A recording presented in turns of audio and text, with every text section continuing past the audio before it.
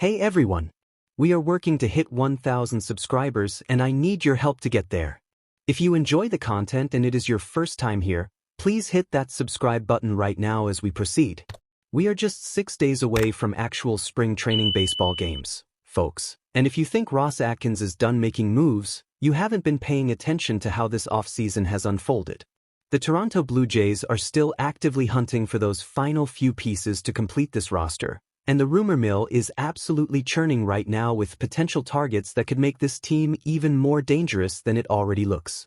We're talking about free agents still sitting on the market who could provide immediate value, trade rumors involving impact bats that won't go away, and roster construction decisions that need to be finalized before the games actually start counting. The Jesus Sanchez acquisition was huge, but it might not be the last move Ross Atkins makes before opening day.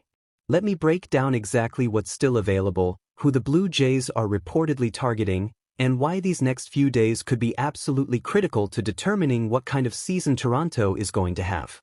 First, let's set the stage for where things stand right now because context matters. The Blue Jays' major team workout is happening on Monday, which means all the players who are going to compete for roster spots will be on the field together for the first time. Spring training games start in less than a week. Opening day is rapidly approaching.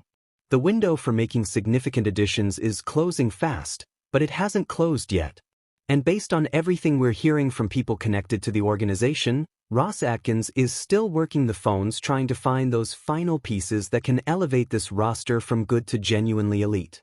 The Anthony Santander injury created a hole in the outfield that the Blue Jays have partially addressed with the Jesus Sanchez trade. But let's be honest about what Sanchez is and isn't.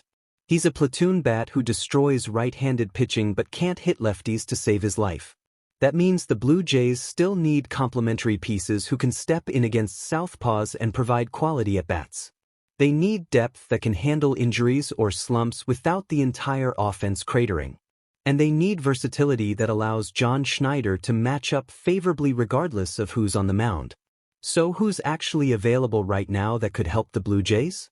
Let's run through the free agent market because there are some genuinely intriguing names still sitting out there unsigned. Nick Castellanos was available for about 2 seconds before the San Diego Padres snatched him up yesterday, so we can forget about that possibility. But there are other veterans who could provide value if the Blue Jays are willing to take a flyer on them. Starling Marte is at the tail end of his career, but he's still fast and does some really good things in the outfield. His defense has held up better than you'd expect for a guy his age, and he can still steal bases when given the opportunity. He's not going to be your everyday starter, but as a fourth outfielder or pinch-running specialist, there's value there.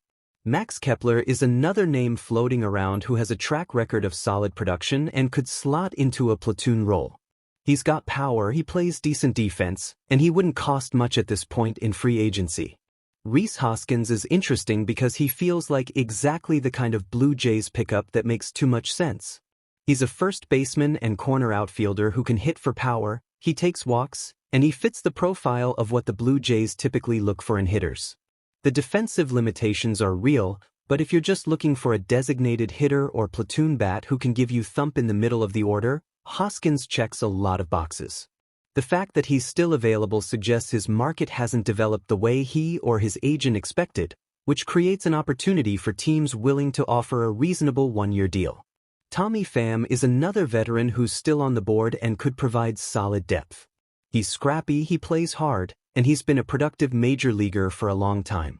Michael Conforto and Jesse Winker are names that stand out as well.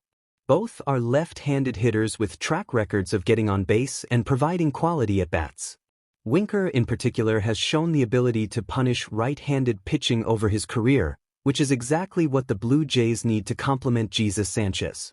And then there's Andrew McCutchen, the former MVP who somehow is still a free agent. Now, McCutchen is obviously not the player he was in his prime with the Pittsburgh Pirates.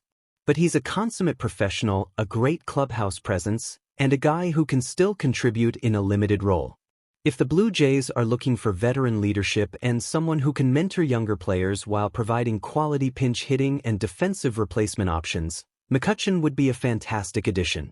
Moving beyond free agency, there are trade rumors that simply won't die no matter how many times they get shot down. The big one that keeps circulating involves Stephen Kwan from the Cleveland Guardians.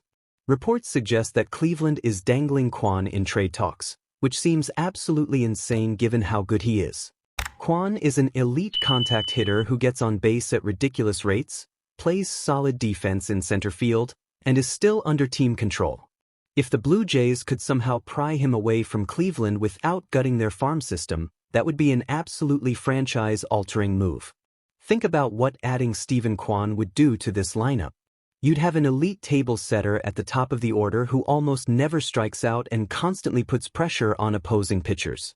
He'd get on base for Vladimir Guerrero Jr., Bo Bichette when healthy, and the rest of the middle of the order to drive in. His defense in center field would allow Dalton Varsho to slide over to a corner where his arm plays even better. It's the kind of move that instantly makes you a better team in multiple ways. The question is whether Cleveland is actually serious about trading him or if this is just noise being generated by agents trying to create a market. Beyond position players, there's still the question of pitching depth.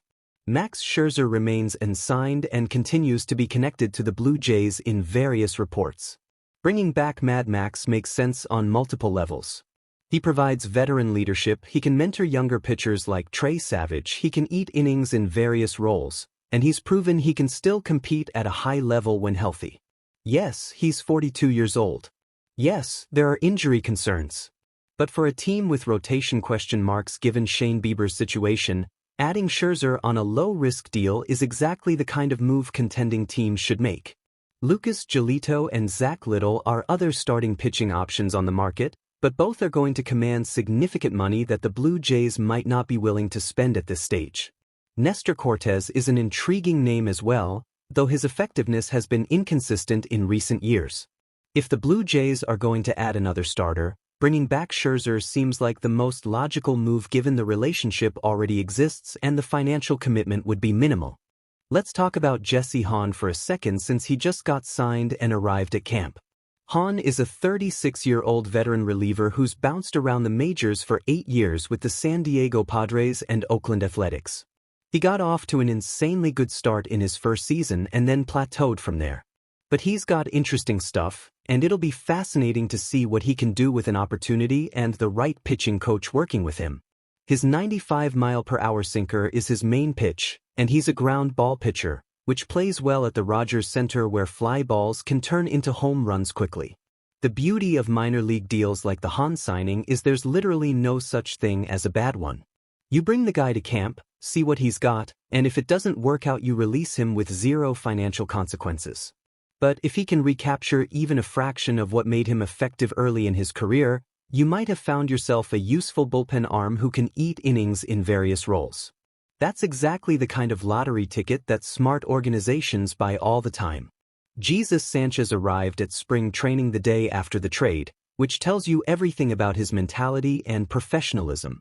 He's excited to be here, he's ready to work, and he's not wasting any time getting acclimated to his new organization. In an interview with Hazel May, Sanchez said he knows the team is competitive, that they've always given their best, and that he felt extremely happy when he found out about the trade. That's exactly what you want to hear from a new acquisition. Sanchez is going from a Houston Astros team that missed the playoffs last year to a Blue Jays squad that made it all the way to Game 7 of the World Series. That's a massive upgrade in competitive situation, and you can tell from his comments that he recognizes the opportunity he's been given. He's got all the right tools to succeed. He's got elite bat speed that pitching coaches drool over. He's got legitimate power that can change games with one swing.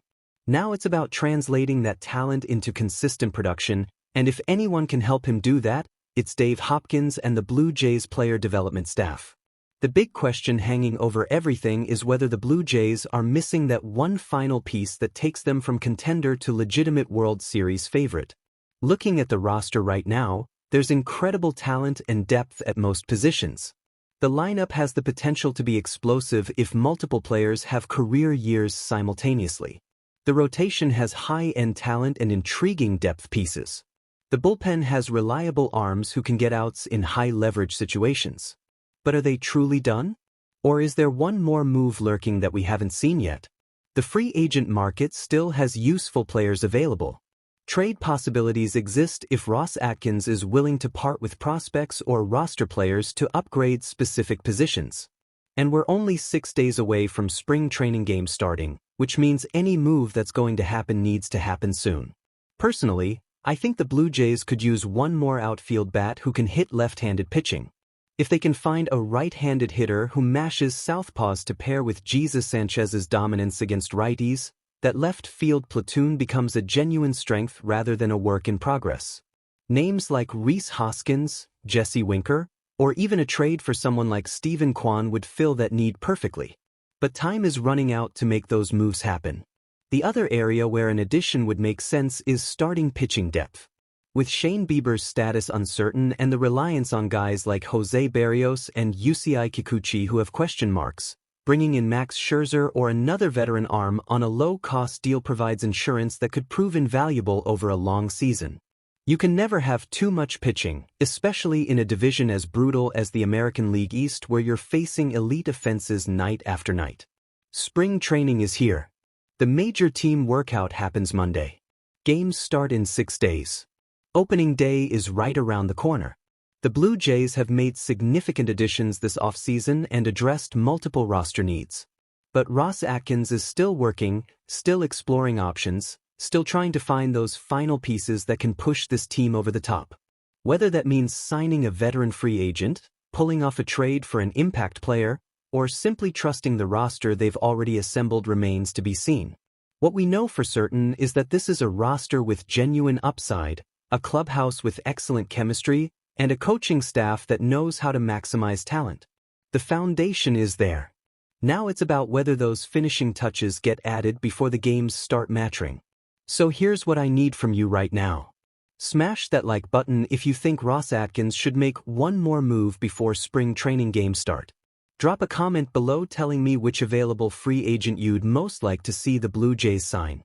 Is it Rhys Hoskins for that right-handed power? Jesse Winker for his on-base ability? Or are you good with the roster as currently constructed? And make sure you hit that subscribe button because spring training games are starting in 6 days, opening day is approaching fast, and you're not going to want to miss any coverage as this roster finalizes and the Blue Jays prepare for what could be an incredible season.